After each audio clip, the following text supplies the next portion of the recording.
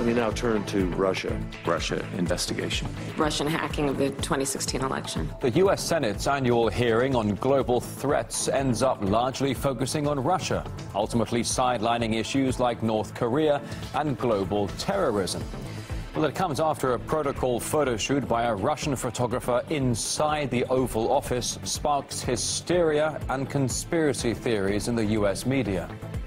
Again, proper protocol was followed in this procedure. You look, of course, at the pictures.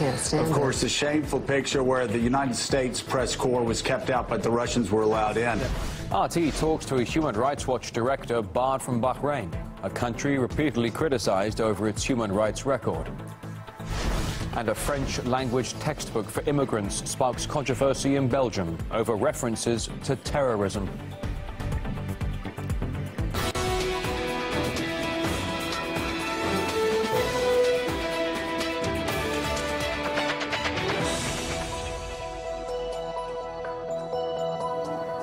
Thanks for joining us here on RT International. We start this hour with news just in. Reports are emerging of an explosion in Rome's central district.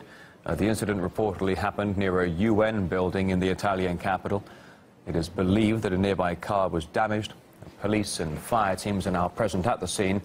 No reports of any casualties yet, but regarding this blast in Rome, we'll bring you the latest when we get the details. For now on the program, the U.S. Senate has held its annual hearing with intelligence chiefs on the global threats facing America. Let me now turn to Russia.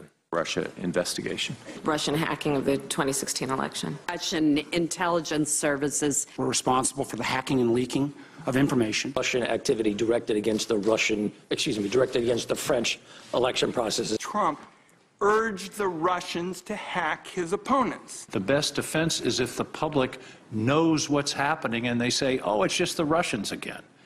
In Washington, our correspondent Caleb Mopan has more on how the hearing on threats to America ended up being dominated by Russia as opposed to, for example, ISIL or Pyongyang.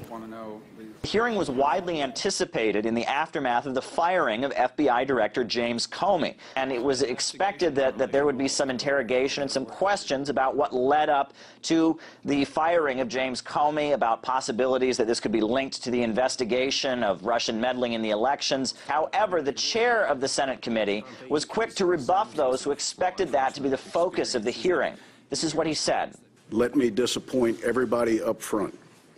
While the committee certainly views Russian intervention in our elections as a significant threat, the purpose of today's hearing is to review and highlight to the extent possible, the ranges of threats that we face as a nation. Some members of the committee did try to bring up the wide-ranging topics that are included in security threats to the United States. Some members of the committee asked about North Korea, others asked about cybersecurity, questions came up about the selling of narcotics on the internet, about gangs, etc. However, there is one topic that seemed to continually be raised throughout the hearing, no matter where the conversation went. Russia. Russian activities. Manipulation, outright lies, propaganda, call them whatever, Russian interference. cyber activity. The hacking and leaking. Illicit Russian money. Even at this moment, even on this day. In ways we haven't seen before. To influence our elections. There seemed to be almost a consensus in the room that some kind of cyber doctrine needed to be developed, a real strategy for dealing with the threat of cyber attack needed to be solidified by the U.S. government and the intelligence community. They do seem to have a backup plan, which is to take advice and take direction from Russia's neighbors. Let's take a listen. You and I were in the Ukraine and Poland just about a year ago, and what they told us over there was that the best defense, they can't shut down their TV networks, they can't turn off the internet. The best defense is if the public knows what's happening and they say, oh, it's just the Russians again. And we have to reach that level of knowledge in this country. It seems like the idea is to get the population so full of accusations and so afraid and aware of accusations of Russian meddling that anytime things don't go by the book in the United States, they'll simply say, well, there goes Russia again. Ahead of the hearing, some U.S. media outlets got worked up over photos of the first meeting between Foreign Minister Sergei Lavrov and the American president. Only 2 photographers were allowed in. One of them was from a Russian news agency. You look, of course, at the pictures, of course, the shameful picture where the United States press corps was kept out, but the Russians were allowed in. The administration understood it looked bad. Yes, bad optics. They had blocked the American press from covering the meeting. There were photos taken by the Russians. They're online. We're choosing not to show them because as part of the press here in the United States, we think it's important that the press have access to official photos from the White House. Trump's first face-to-face with Russia's top diplomat was held behind closed doors at the White House. After the meeting, Russian news agency TASS released these photos, which, as we've seen, seem to have upset the U.S. media. Now, the White House failed to see what the fuss was all about. It varies, actually, not always, particularly sometimes the protocol when it is not the head of state and prior to the president meeting with the head of state, that wouldn't always take place. So, again, proper protocol was followed in this procedure. Well, but while some were riled by not being allowed to have their cameras at the meeting, others went as far as to speculate the White House could have been bugged by the Russian photographer.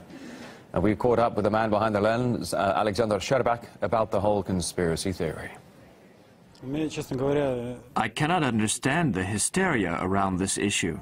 Everyone who's let in has to undergo a standard screening procedure. First they checked me, then my belongings and devices, and only afterwards took me to the Oval Office. I think this media outcry is due to their anger over not being allowed in for such an important meeting. But I'm not surprised anymore by what Western media outlets say. As we have seen, they don't hold themselves to any ethical standard. There's video of me taking photos, and you can clearly see that I didn't have any surveillance devices with me. Do you mean to tell me that in a world where the NSA and CIA and FBI can go into my phone and my thoughts, they can't figure out a way to scour the room and say, hey, there's a listening device here. Who left this? Who was it? It was the Russian photographer, wasn't it? I mean, this is fanciful.